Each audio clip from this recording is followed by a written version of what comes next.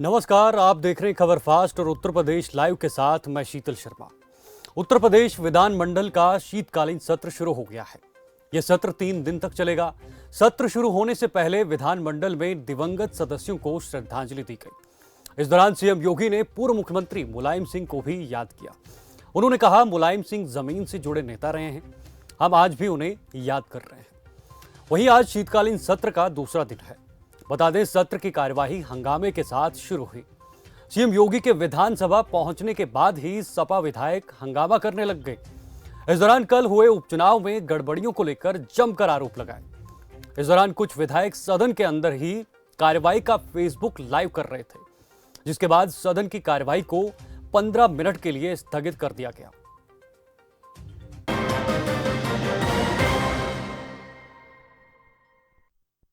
तो वहीं उत्तर प्रदेश विधानमंडल के शीतकालीन सत्र के पहले दिन सोमवार को योगी सरकार ने 33,700 करोड़ रुपए का अनुपूरक बजट पेश किया था। आज दूसरे दिन सदन की कार्यवाही पर अनुपूरक बजट को लेकर चर्चा हुई। इस बजट में लगभग सभी वर्गों का ख्याल रखा गया है। आइए मैं आपको इस बजट की कुछ खास बातें भी बताता हूं। इस बजट में सरकार ने 14 करोड़ की धनराशि राज्य में नई योजनाओं के लिए सुरक्षित की है।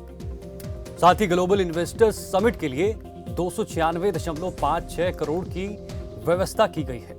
साथ ही सरकार ने टैबलेट और स्मार्टफोन के वितरण के लिए 300 करोड़ दिए हैं। इतना ही नहीं, राज्य में निजी निवेशकर्ताओं द्वारा औद्योगिक पार्क को औद्योगिक हब के निर्माण के लिए 8,000 करोड़ की व्यवस्था की गई है। चलिए, तो आज इसी मुद्दे पर चर्चा करेंगे। साथ साथ आप ग्राफिक्स के जरिए भी पहले देख सकते हैं कि बजट में क्या कुछ खास रहा है। प्रयागराज में होने वाले महाकुंभ के लिए 521.55 करोड़ रखे गए हैं। ग्लोबल इन्वेस्टर्स समिट के लिए 296.56 करोड़ की व्यवस्था है। टैबलेट और स्मार्टफोन के वितरण के लिए 300 करोड़ रुपए की व्यवस्था की गई है। स्टेट डाटा सेंटर के विस्तार के लिए 15.32 करोड़ और 14 करोड़ की धनराशि नई योजनाओं के लिए सुरक्षित की गई है। ये बजट की कुछ खास चीजें यहाँ पर रखी गई हैं। हालांकि इसके अलावा भी बहुत कुछ चीजें जो हैं वो इस बजट में रखी गई हैं, जो मैं आपको कुछ याद भी दिलाना चाहूँगा, बताना भी चाहूँगा। नकल विहीन परीक्षा कराने को सीसीटीवी लगाने के लिए 50 करोड़ की व्यवस्था बजट में की गई है। स्टार्टअप के संगठित करने के लिए शो करो स्टार्टअप नीति 2016 के तहत HCL कंपनी को 31 करोड़ दिए गए हैं। उत्तर प्रदेश इलेक्ट्रॉनिक्स निर्माण नीति में भूमि दर पर छूट की प्रतिपूर्ति और पात्र इकाइयों को प्रोत्साहित करने के लिए लगभग 327 करोड़ हैं। ये मैं कुछ हटकर कुछ आपको इस बजट के बारे में बता रहा हूं। हालांकि आपकी ग्राफिक्स भी आपके सामने है। ग्राफिक्स के जरिए भी आप कुछ खास बातें जान सकते हैं कि आखिर इस बजट में क्या कुछ चीजें खास रही हैं।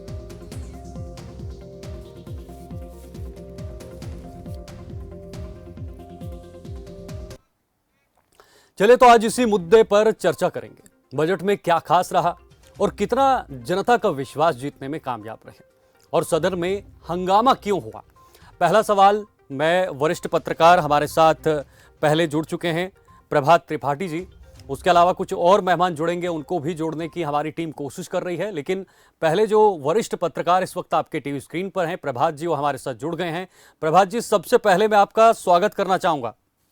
नमस्कार शीतल जी। नमस्कार जी। प्रभात जी, सबसे पहले जानना चाहूंगा कि इस अनुपूरक बजट जो पेश हुआ है उस पर आज चर्चा भी हुई। क्या आपको लगता है क्या मुख्य चीजें हैं इसमें जो आम लोगों को समझना जरूरी है? देखिए शीतल जी, जिस तरीके से ये विधानसभा का जो अनुपूरक बजट सत्र लाया गया शीतकालीन सत्र में, आपको याद होगा जब इसके पहले मुख्य बजट पास हुआ था 6 लाख करोड़ का सबसे बड़ा बजट उत्तर प्रदेश का पास किया गया था। उसमें कई योजनाओं के लिए पैसा उसमें छूट गया था। तो उसके रूप में जो ये 33,700 करोड़ का जो अनुपूरक बजट लाया गया है, वो निश्चित तौर पे एक भारी भरकम बजट इसको अनुपूरक माना जा सकता है। और ये सिर्फ इसलिए लाया गया है कि जो काम शुरू हो गए थे उन काम को पूरा करना। बहुत सी कई नई योजनाएं हैं जिनको लागू करना। 14,000 करोड़ से ज्यादा की नई योजनाएं हैं।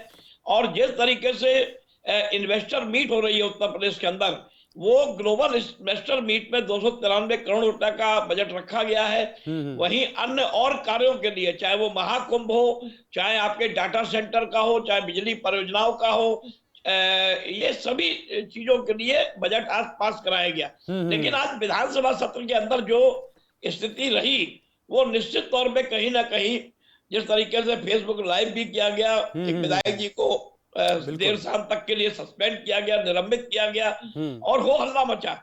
देखिए, विपक्ष सरकार को आईना दिखाने के लिए होता है और आज निश्चित तौर पे जैसे ओम प्रकाश सिंह है के अलावा कई सदस्यों ने मुख्यमंत्री योगी आदित्यनाथ को ये आईना दिखाया कि जिस तरीके से आप बारी भरकम अनुपूरक दे रहे हैं या पहले आप मुख्य बजट लाए हैं, लेकिन गांव की तस्वीर बिल्कुल खराब है इस समय। सड़कें हैं वो गड्ढा मुक्त नहीं हुई है, सड़कें खुद ही पड़ी हैं और शहर के विकास के साथ साथ आपने गांव का क्या विकास किया है, इसलिए कई सदस्यों ने मुख्यमंत्री सत्ताधारी पार्टी भारतीय जनता पार्टी को घेरा। लेकिन विपक्ष का काम है घेरना और सरकार का काम है अपनी उपलब्धि को सदन के अंदर रखना और आगे निरंतर कार्य जारी रखना। बिल्कुल प्रभात जी, इस बजट के तराजू को आप कैसे तौलते हैं, किस तरह बैलेंस आप इस बजट को करते हैं? और पहले 2 लाइंस में ये जानना चाहूंगा कि आखिर जो अनुपूरक बजट है ये लाया क्यों जाता है, थोड़ा सा लोग इसको भी समझना चाहेंगे। नहीं, देखिए, अनुपूरक बजट इसलिए लाया जाता है कि जो योजनाएं अगर योजना शुरू की गई है और उन योजनाओं का काम पैसा पूरा खर्च कर लिया गया है, लेकिन काम उनको आगे बढ़ाने के लिए और मद में पैसा देने के लिए ये अनुपूरक बजट लाया जाता है। और इसके अलावा जो पुराने देय हैं, जो और बकाया है, उन बकायों को चुकता करने के लिए। लेकिन इस सरकार ने इसलिए ये अनुपूरक बजट बड़ा भारी भरकम 33,000 करोड़ 700 का लाए क्योंकि global investor meet Uttar Pradesh में हो रही है। इन्वेस्टर मीट के बाद एक बड़ा फरवरी में कार्यक्रम हो रहा है। आपको याद होगा कि कई मंत्री और कई नौकरशाह जो है विदेश जा रहे हैं, वहां रोड शो होंगे। और देखिए, आज मुख्यमंत्री ने सदन में जिस तरीके से कहा कि उत्तर प्रदेश की पहचान का संकट जो पहले था वो पहचान अब बदल रही है। कानून व्यवस्था उत्तर प्रदेश में बहुत अच्छी है। जब अगर लॉ एंड ऑर्डर किसी प्रदेश का अच्छा होता है तो वहां पे निश्चित तौर पे पूंजी निवेश आता है। इसकी पूरी बखान योगी आदित्यनाथ ने किया। और मैं आपको बताना चाहता हूं कि जैसे उत्तर प्रदेश से प्रधानमंत्री जाता है, देश की गद्दी में बैठता है, उसी तरह $1 ट्रिलियन का लक्ष्य रखा गया है। पूरे देश का $5 ट्रिलियन का लक्ष्य रखा गया है, उत्तर प्रदेश में 1 करोड़ का। और 1 करोड़ का लक्ष्य इसीलिए रखा गया है कि जो नए उद्योग लग रहे हैं और पूंजी निवेश होगा यहाँ पे, जो उत्तर प्रदेश में इन्वेस्टर आएंगे और यहाँ पे। और उन्होंने ये भी कहा कि जिस प्रदेश का माहौल अच्छा होता है, कानून व्यवस्था अच्छी होती है, वहां पूंजी निवेश होता है और इन्वेस्टर आते हैं। ठीक है, तो प्रभात जी, हाँ। इस बजट से आम लोग या गरीब लोगों तक किस तरह से डायरेक्ट फायदा पहुंचेगा या पहुंचने वाला है? इसमें क्या कुछ ऐसी चीजें हैं जिससे गरीब लोगों तक फायदा पहुंचने वाला है? देखिए, निश्चित तौर पे देखिए, गरीब लोगों के लिए जो योजनाएं सरकार ने मुख्य बजट में रखी थी, वो उन योजनाओं को अमली जामा पहनाने का काम, क्योंकि अब अगला बजट जो है फिर मार्च 2023 में आएगा। तो ऐसी स्थिति में चाहे वो बिजली परियोजनाएं हो 500 करोड़ की, या रोजगार पे जो उन्होंने स्टार्टअप पे जो काम करने के बाद, और जो 1 डिस्ट्रिक्ट 1 प्रोडक्ट, जो आपके एमएसएमई सेक्टर के जो उद्योग थे, 90 लाख उद्योगों को चालू बनाए रखना। और सबसे बड़ी बात, जो मजदूर आए थे कोविड कार्यकाल के बाद इस प्रदेश के अंदर, बहुत बड़े लेवल पे लोग आए थे, उनको रोजगार देना। और जो भी योजनाएं हैं, जैसे आपका राशन वितरण प्रणाली का है, उसको कंटिन्यू आगे बढ़ाए रखना। देखिए, डबल इंजन की सरकार में एक राशन जो वितरण प्रणाली है वो केंद्र सरकार की भी योजना आती है और प्रदेश सरकार की भी योजना आती है। तो प्रदेश सरकार को, और सबसे बड़ी चीज जो महाकुंभ हो रहा है 2025 में, जो कुंभ एक सफल हुआ था योगी आदित्यनाथ के कार्यकाल के बाद, वो महाकुंभ में अभी से तैयारी शुरू कर देनी है, जिससे कि पूरे विश्व में जो एक पहचान उत्तर प्रदेश की प्रयागराज की है और महाकुंभ की या कुंभ हम आयोजित करते हैं, उसके लिए पैसा खर्च होना। ठीक है प्रभात जी, गरीबों की जी प्रभात जी, आपके पास वापस लौटता हूँ। जी दोबारा आपको समय देता हूँ। सीता जी, एक सेकंड बस। जी, आपने जो गरीबों की बात कही, गरीबों को लगभग आप समझ लीजिए 5 वर्ष में, पिछले कार्यकाल में लगभग 40 लाख प्रधानमंत्री आवास मिले हैं गरीबों को। 40 लाख प्रधानमंत्री आवास, और आवास और छत उपलब्ध कराना सरकार की एक बहुत बड़ी प्राथमिकता है, उसको उन्होंने पूरा किया है। राशन प्रणाली जो है, जो हमारी उत्तर प्रदेश की सरकार कंटिन्यू किए हुए है उसको आगे बनाए रखना, उसमें बहुत भारी भरकम पैसा जाता है। तो ये सारी चीजों के लिए जो आज बजट लिया गया है वो अनुपूरक पास हो गया है, सदन में सर्वसम्मत से प्रस्ताव पास हो गया है। ठीक है, कल सदन चलेगा, फिर परिषद में जाएगा और उसके बाद ठीक है, विधानसभा सत्र समाप्त हो जाएगा। ठीक है, ठीक है। प्रभात जी बीजेपी के प्रवक्ता भी हमारे साथ जुड़े हुए हैं, एसएन सिंह जी। एसएन सिंह जी, पहले मैं तो आपका बहुत बहुत स्वागत करना चाहूंगा। आप थोड़ा देर से जुड़े, लेकिन स्वागत करना चाहूंगा जी। पहला सवाल आपसे यही रहेगा कि इस बजट को आप किस तरह से देखते हैं। सरकार ने बड़े ही सफलतापूर्वक, हालांकि विधानसभा सत्र में जो है वो हंगामा भी रहा, उसके बाद भी इस पर चर्चा हुई और खूबसूरती के साथ आपने इसको जो है वो सामने रखा है। देखिए, ये अनुपूरक बजट है और बहुत खूबसूरत बजट पेश किया गया था 6 लाख करोड़ का। मुझे लगता है उत्तर प्रदेश के इतिहास का सबसे बड़ा बजट जो है वो भारतीय जनता पार्टी की सरकार योगी आदित्यनाथ जी के नेतृत्व में की थी। अनुपूरक बजट इसलिए पेश किया जाता है कि जो हमारी योजनाएं हैं उसको और गति मिल सके, और जो कुछ भी उसमें छूट गया है उसमें गति देने के लिए एक छोटा सा बजट पेश किया जाता है 34,000 करोड़ का। मुझे लगता है कि ये इसका स्वागत किया जाना चाहिए, क्योंकि बजट क्या होता है? बजट ये होता है कि हम कोई भी कार्य करेंगे उसके लिए हमारे पास पैसा है कि नहीं, हम जो भी योजनाएं लेकर आ रहे हैं उसके लिए पैसा है कि नहीं। अगर उसके आगे, बजट के आगे जीरो हो जाएगा तो उस योजना को कैसे बढ़ाएंगे?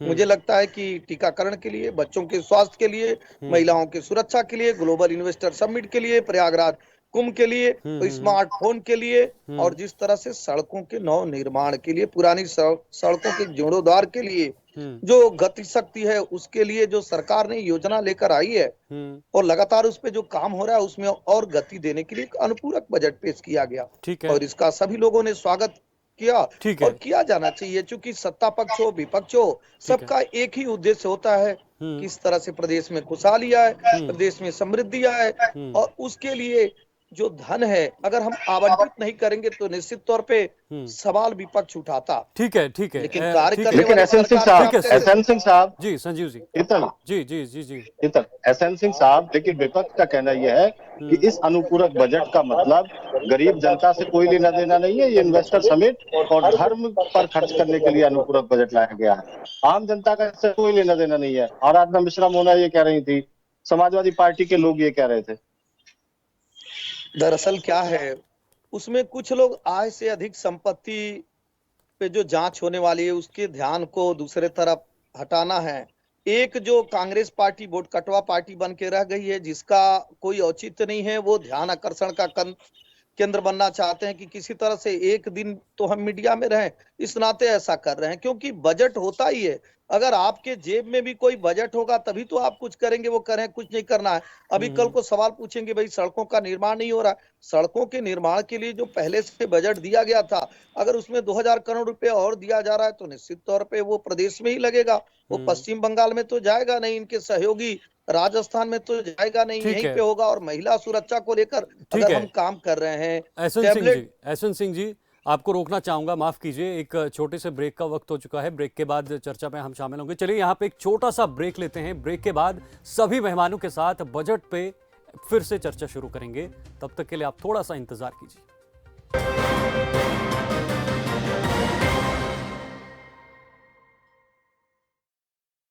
क्या आप दुबले पतले कमजोर हैं, आपकी सेहत नहीं बनती, भूख कम लगती है, वजन नहीं बढ़ता? दरअसल मेन बात खाना पीना खाना नहीं है, मेन बात है खाया पिया लगना। और अगर खाया पिया लगेगा ही नहीं तो आपकी सेहत बनेगी कैसे?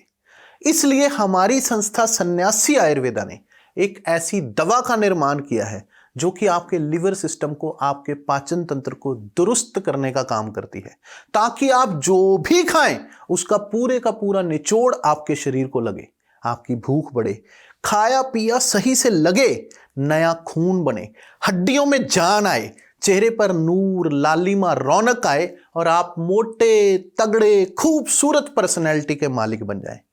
100% आयुर्वेदिक दवा होती है, इसका शरीर पर कोई भी साइड इफेक्ट, कोई भी नुकसान या दुष्प्रभाव नहीं होता। लड़के लड़कियां दोनों इसका इस्तेमाल कर सकते हैं और पहले 15 दिन के अंदर ही आपको इसका असर महसूस हो जाएगा। सिर्फ 699 रुपए की पूरे 1 महीने की दवा होती है और आप इसे घर बैठे 011-45454545 पर फोन करके दवा मंगवा सकते हैं। घर बैठे कीजिए माता मनसा देवी के दर्शन, माँ की आरती से करें दिन की शुरुआत, सीधे माँ के द्वार से लाइव, रोजाना सुबह 6:30 बजे से सिर्फ खबर फास्ट पर।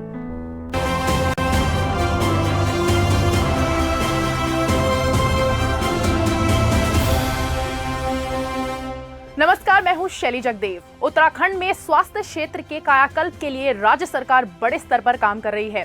दून मेडिकल कॉलेज में 200 बेडों का भवन बनकर तैयार हो गया है। मुख्यमंत्री पुष्कर सिंह धामी ने अस्पताल में आधुनिक उपकरणों से लैस नए ओटी, आईसीयू व इमरजेंसी के नवनिर्मित भवन का उद्घाटन किया। राज्य के पर्वतीय क्षेत्रों के छात्रों के लिए मेडिकल की पढ़ाई हुई आसान। रुद्रप्रयाग में 20 करोड़ रुपए से अधिक लागत से बनने जा रहे नर्सिंग कॉलेज का सीएम पुष्कर सिंह धामी ने किया शिलान्यास। आपको बता दें कि उधम सिंह नगर में एम्स के सैटेलाइट केंद्र और प्रदेश में नए मेडिकल कॉलेजेस बनने की दिशा में काम शुरू हो चुका है। मातृ एवं शिशु स्वास्थ्य सेवाओं को बेहतर बनाने और आशा वर्कर्स की सहायता के लिए आशा संगिनी मोबाइल ऐप और वेब पोर्टल का हुआ शुभारंभ। इस मोबाइल ऐप पर आशा वर्कर्स अपने काम को अपलोड कर सकेंगी और उनका भुगतान भी ऑनलाइन होगा। प्रधानमंत्री श्री नरेंद्र मोदी जी के डिजिटल इंडिया के विजन की दिशा में उत्तराखंड सरकार का महत्वपूर्ण कदम। अपनी सरकार मोबाइल ऐप हुई लॉन्च। सरकार से मिलने वाली 427 सेवाएं अब आपको घर बैठे आसानी से मोबाइल पर होंगी उपलब्ध। उत्तराखंड को 2025 तक सर्वश्रेष्ठ प्रदेश बनाने के लिए निरंतर कार्य कर रही है राज्य सरकार। हम रात दिन मेहनत कर उत्तराखंड को देश का श्रेष्ठ राज्य बनाने के लिए काम कर रहे हैं। इसमें लगातार विकल्प रहित संकल्प को पूरा करने के लिए हर परिश्रम को हम लोग करने को, परिश्रम की पराकाष्ठा तक जाने को, यह हमारा संकल्प है। हमारी सरकार इसके लिए भविष्य में भी प्रयास करती रहेगी। सीमावर्ती क्षेत्रों के विकास के लिए राज्य सरकार विशेष रूप से कार्य कर रही है। पिथौरागढ़ में सीएम धामी ने 136 करोड़ रुपए की योजनाओं का लोकार्पण और शिलान्यास किया।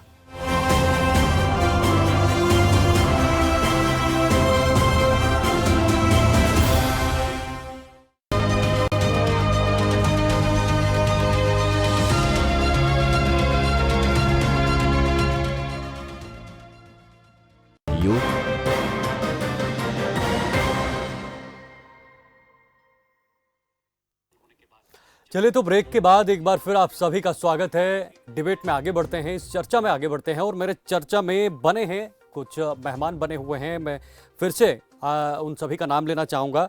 पहले से ही एसएन सिंह बीजेपी प्रवक्ता हमारे साथ जुड़े हुए हैं, संजीव कपासिया भी हमारे साथ जुड़ गए थे, प्रभात त्रिपाठी वरिष्ठ पत्रकार भी हमारे साथ जुड़ गए थे, लेकिन भुवन भास्कर जो सपा के प्रवक्ता हैं वो भी हमारे साथ फोन लाइन पर जुड़े हुए हैं।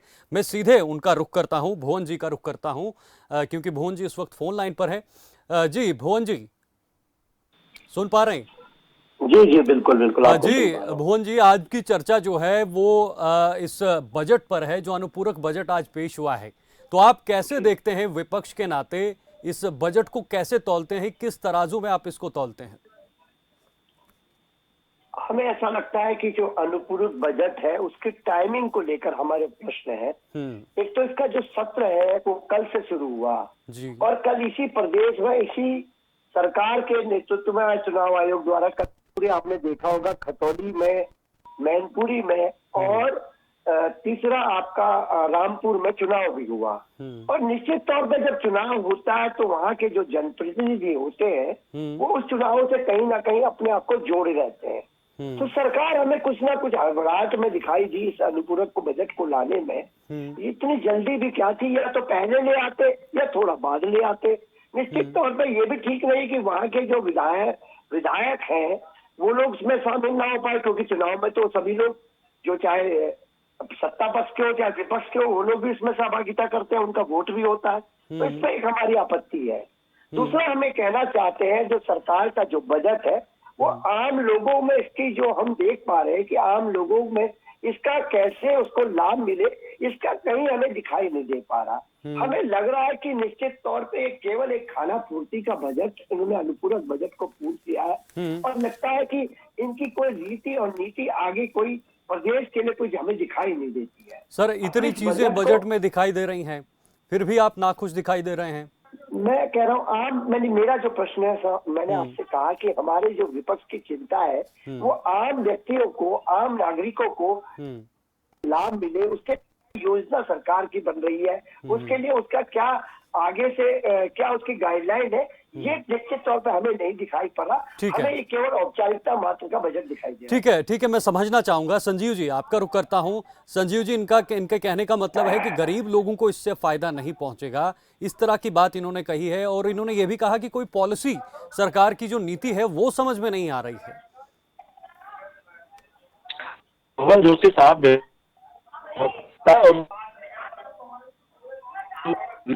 जी, संजीव जी, चलिए संजीव जी के साथ इस वक्त संपर्क में कुछ गड़बड़ी हो रही है तकनीकी रूप से, लेकिन दोबारा से जुड़ने की कोशिश करेंगे। उससे पहले मैं प्रभात जी के पास चलता हूं। प्रभात जी, आपने समाजवादी पार्टी के जो प्रवक्ता बैठे हुए हैं उनकी सभी बातें सुनी, क्या लगता है, क्या वाकई में, मैंने पहले भी आपसे पूछा, क्या वाकई में आम लोगों के लिए, गरीब लोगों के लिए ये बजट बिल्कुल भी वहां पर फिट नहीं बैठता? क्या उनके लिए कोई फायदा नहीं है इस बजट से? देखिए संजीव जी, विपक्ष का काम है, पता नहीं ये किस चश्मे से देखते हैं किसी चीज को। जब इनकी सरकार होती थी वो भी अनुपूरक बजट लाती थी और बड़ा ढिढोरा पीटते थे कि मैंने टैबलेट बांटी और लैपटॉप बांटा और मैंने जो है एक्सप्रेस वे बनाए, ये सब बनाए। अब इनके चश्मे को जरा ये उतार के देखें तो इनको पता लगे कि ठीक है, अगर कोई इन्वेस्टर मीट हो रही है या 14,000 करोड़ रुपए नई योजनाओं के लिए आया, और सबसे बड़ी चीज इनको ये नहीं मालूम है कि कोविड कार्यकाल के बाद जिस तरीके से उत्तर प्रदेश के अंदर कोविड के बाद काम करना, 4.5 लाख माइग्रेट लेबर आई थी यहाँ पे, कितना बड़ा एक मतलब वो था। और उसके अलावा मैंने कहा कि गरीबों के लिए जितनी भी योजनाएं सरकार की चल रही हैं उनको गति देने के लिए बजट है। इसको आप अगर इसको पूरा अगर आप बजट के उसको पढ़ेंगे पूरे उसकी चीजों को तो पता लग जाएगा। लेकिन निश्चित तौर पे एक बड़ा बजट है, पैसे की व्यवस्था की गई है। और जिस तरीके से मैं एक बात कहता हूं, मैं विपक्ष से एक बात कहता हूं, ठीक है, कि आप जब कहते हैं कि अखिलेश जी ने ये किया, ये चमकाया, तो पूरा का आपने कितने बार लिया बजट, आप बताइए। अब अगर किसी की सरकार की इच्छा शक्ति बड़े बजट की लाने की है और सारी रुकी हुई योजनाओं पे गतिशील और आगे बढ़ाए रखने की है, ठीक है, और इन्वेस्टर मीट को आप क्या समझ रहे हैं? ठीक है, एहसन साहब के पास चलता हूँ। ठीक है प्रभात जी, समय कम है, वापस लौटता हूँ, समय कम है, समय का थोड़ा सा अभाव है। औद्योगिक क्रांति है शीतल जी, एक मिनट शीतल जी, मेरी बात हो जाए। जी। मैं देखिए, विपक्ष को कोई अगर अच्छा काम हो रहा है तो स्वागत करना चाहिए। मैं एक पत्रकार के रूप में जब मैं इन योजनाओं की तारीफ कर रहा हूं तो निश्चित तौर पे हमने इस योजनाओं को पढ़ा होगा, योजनाओं के बारे में जाना होगा, तभी मैं तारीफ कर रहा हूं। बिल्कुल ठीक है। एहसन साहब, आपके पास आता हूं। एहसन साहब, आप मुस्कुरा रहे थे जब समाजवादी पार्टी के प्रवक्ता बोल रहे थे। उन्होंने कहा कि हम इस बजट से सेटिस्फाइड नहीं है। क्या वाकई में नहीं होना चाहिए? क्या इस बजट में ऐसी चीजें नहीं है कि विपक्ष को भी आप खुश कर पाए? देखिए, संसार में तो सभी चीज है, लेकिन अगर आपकी आंख में कोई दिक्कत हुई हो तो चश्मा आपको बदलवाना पड़ेगा, क्योंकि जिसकी आंख खराब रहती है उसको दिखाई नहीं देता है।